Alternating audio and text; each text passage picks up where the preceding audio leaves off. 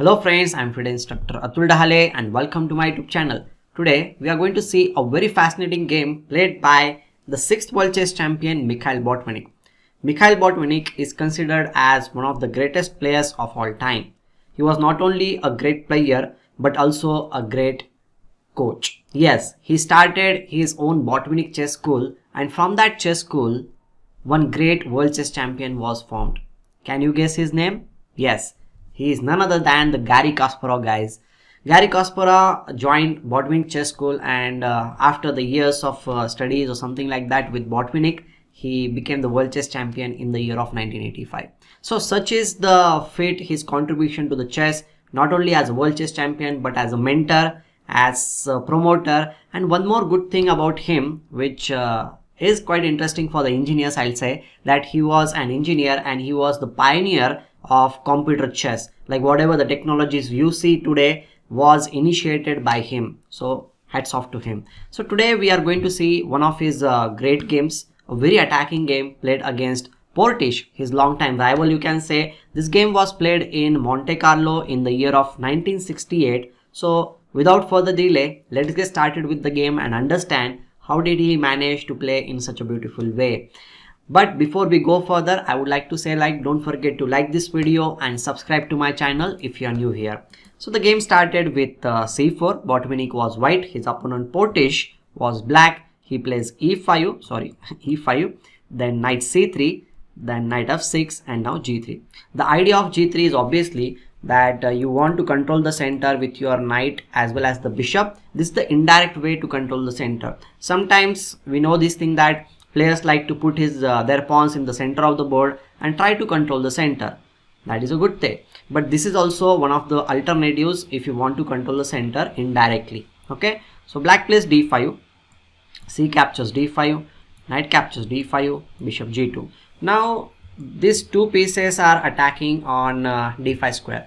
For the beginners, I would like to tell you this thing, that on the chessboard there are always defenders and attackers. Okay, so whenever you are going to capture, always remember this thing, that you should have more number of attackers than the defenders. As in this case, you can see there are two attackers and only one defender. So if white is having the move, then obviously he will be getting a piece. Let's, for example, if you play some random move a6, then the knight on d5 will be free, because if you capture here, the bishop is there to capture. So when there is this kind of attack is there, we should try to do two things. One is like get away from that square or add some pressure, add some support to that square. So that's what Portisch did. He played bishop to e6, bringing a new piece in the game.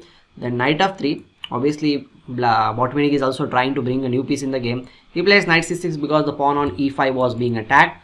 Now he castles, completing the king safety. As we know that in the opening phase we need to control the center, develop our pieces as quickly as possible, and third most important thing is that the king safety. Okay, so here he plays knight b6. Now it's time for the new piece.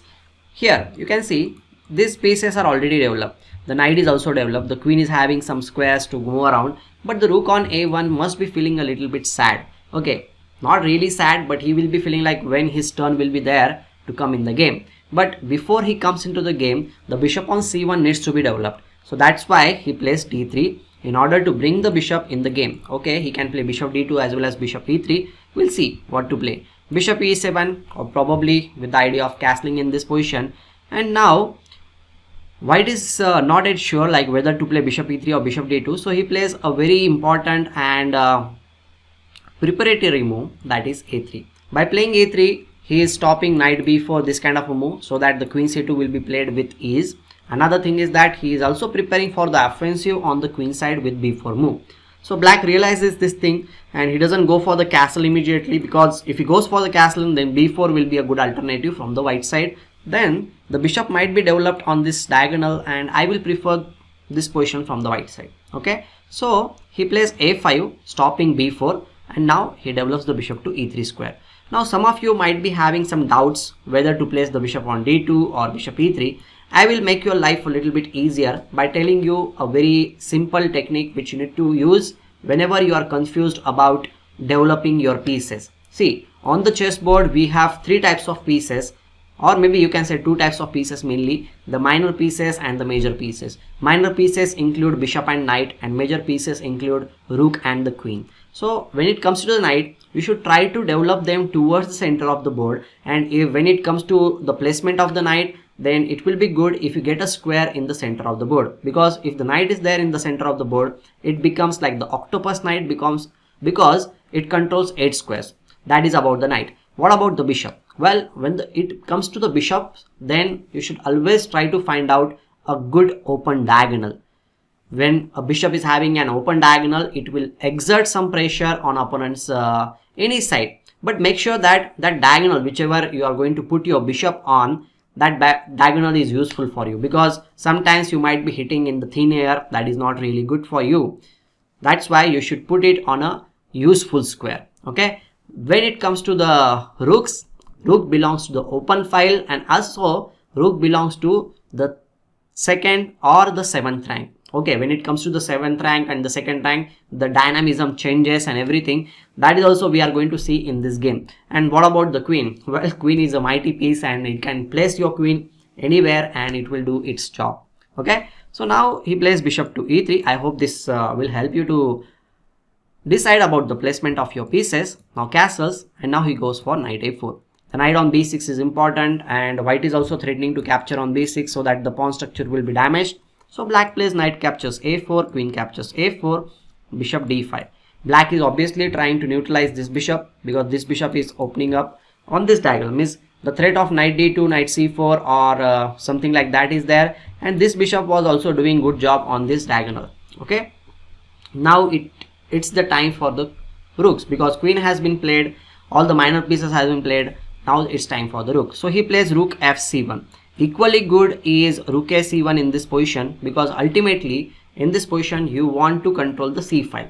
One more thing about the rooks I would like to say, that when the rook is placed on an open file, if you can double the rooks, then its power will be doubled, and that's what Botvinnik did in this position. He played rook fc1, now rook e8. Now he plays, what will you play here? Think about it. Well, I guess you have got it, that rook to c2, because the idea is to simply double the rooks and just get your pieces. So guys, I would like to say few things about the attacking chess. When you are attacking, you should prepare for the attack, but how to prepare for the attack is just by bringing your pieces in the game. Unless and until you have pieces in the game, you cannot really successfully launch the attack. So once you launch the attack, obviously the finishing touches will be there. We need to calculate the variations and so on and so forth.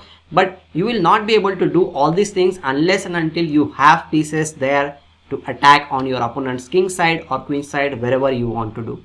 Okay, so he plays bishop f8. Now he brings the rook in the game, and here in this position white has already put up good pressure on the c file, and black player Portisch in this position thought that maybe he can put a trap on his opponent and he can win the game. So that's why he plays knight b8, thinking that the pawn on c7 is a poisoned pawn. If white captures on c7, then his idea is to play bishop c6 and trap the rook as well as attack the queen on a4. So guys, take a pause in this movement, think about the position, and think about the possibility of rook into c7, whether it is a good move. Did Botvinnik play this move? And even if he has gone for the rook into c7, what will you play after bishop to c6? Okay, I hope that you have thought about this move. And okay, Botvinnik calculated a little bit further than his opponent. He captured on c7, because after bishop c6, I agree that bishop is capturing on a4 and queen also attacking on c7, and it is next to impossible to save both the things. But what he missed is, like, rook has arrived on the 7th rank, and black's pieces, look at these pieces, they are on the initial rank, correct? So it means that black has only one active piece, that is the bishop on c6. And as I was saying, that there are attackers and defenders in the position, and white has how many attackers in this position? One, it can always be there on this diagonal. The knight can always jump, the bishop can always come here or here. The queen is already there, the rook is on the 7th rank. So what do you need in this position? You have plenty of attackers, I will say. So that's why he played rook 1 c6, removing the main active piece from black's camp. There is no threat of anything now. He captured b into c6, and now after giving up one exchange, one rook sacrifice, he comes up with a brilliant next move. So again, you can pause the video and think the magical move which Mikhail Botvinnik played in this position, guys.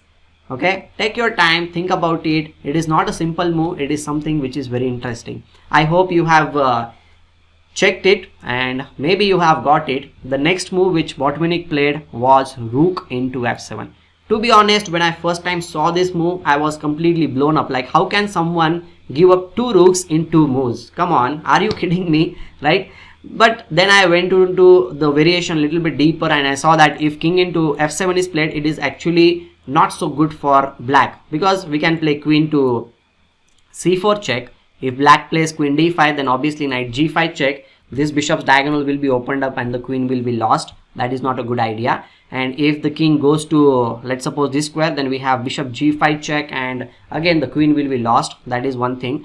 Another move is like if you play king f6, again bishop g5 is there. King g6 is the most important move. Then I will go for queen g4 check. King must go to f7 square, because king f6 means bishop g5 and queen on d8 will be lost.